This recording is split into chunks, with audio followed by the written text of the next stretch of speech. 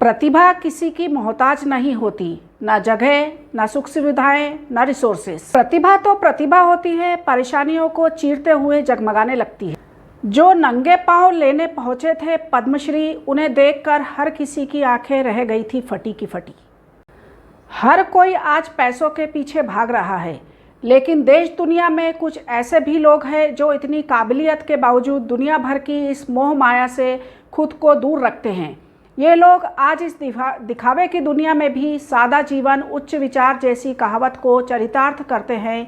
इतना ही नहीं, ये चंद लोग अपने काम के लिए पूरी दुनिया में जाने जाते हैं।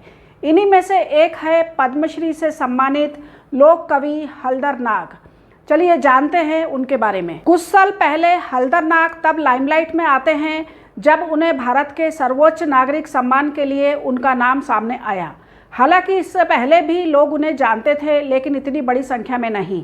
तो बात उस समय की है जब सफ़ेद धोती और बनियान पहने, गले में गमछा डाले हलधर नाग नंगे पांव राष्ट्रपति प्रणब मुखर्जी से पद्मश्री ग्रहण करने पहुंचे। उन्हें देखकर हर किसी की आंखें फटी की फटी रह गई थी। 1950 में उड़ीसा के बारगढ़ जिले में जन्मे हलधर नाग कोसली भाषा के प्रसिद्ध कवि हैं। वह बहुत छोटे थे तभी उनके माता पिता की मृत्यु हो गई थी। ऐसे में वह केवल तीसरी कक्षा तक ही पढ़ाई कर पाए। हलधर नाग एक स्कूल के सामने ही एक छोटी सी स्टेशनरी की दुकान चलाते थे। इस दौरान उन्होंने अपना लिखने के शौक को मरने नहीं दिया। स्कूली बच्चों को कॉपी, पेन, पेंसिल और किताबें उपलब्ध कराने वाले हलधर खुद भी कुछ न कुछ लिखते ही रहते थे। कविताएं लिखने का ऐसा जुनून सवार हुआ कि आगे चलकर अपनी बेहतरीन रचनाओं के कारण ही उन्हें इतने बड़े सम्मान से नवाजा गया। जो खुद पढ़े लिखे नहीं हैं, आज कई स्टूडेंट उनकी लिखी कविताओं पर पीएचडी कर रहे हैं।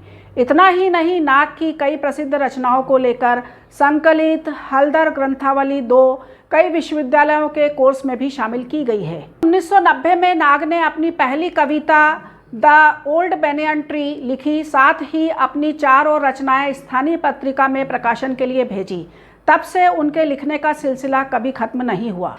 नाग ने धीरे धीरे आसपास के गांवों में जाकर अपनी कविताएं सुनानी शुरू की और लोगों से सकारात्मक प्रतिक्रिया भी मिली। हलधर की सबसे खास बात यह है कि उन्हें अपनी लिखी सभी कविताएं जुबानी याद है, क्योंकि वह लिखते समय ही उसे याद कर लेते हैं। हलधर अपने लेखन के जरिए सामाजिक सुधार को बढ़ावा देने वालों में से एक है।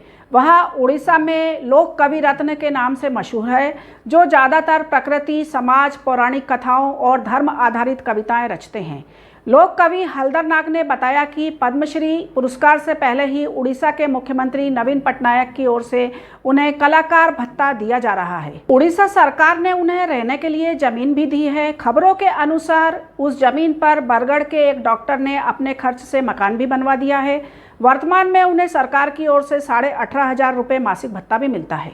जागरण से बात करते हुए डॉक्टर नाग ने कहा कि 2016 में पद्मश्री पुरस्कार लेने के लिए केंद्र सरकार की ओर से उन्हें पूरी सुविधा उपलब्ध कराई गई थी। कार से उन्हें रायपुर ले जाया गया था और वहां से उन्हें विमान से दिल्ली ले जाने के बाद होटल में रखा गया था। इस दौरान उन्हें दिल्ली में ओडिशा कैडर के वरिष्ठ IAS अधिकारी और अरविंद पाड़ी ने सहयोग भी किया था। गरीबी से निकलकर अपने दम पर पहचान बनाने वाली ऐसी प्रतिभा को सलाम करना चाहिए। इस बारे में आपके क्या विचार है, कमेंट करके जरूर बताइए और ताज़ा अपडेट्स के लिए हमारे साथ बने रहिए। Please subscribe. Thank you.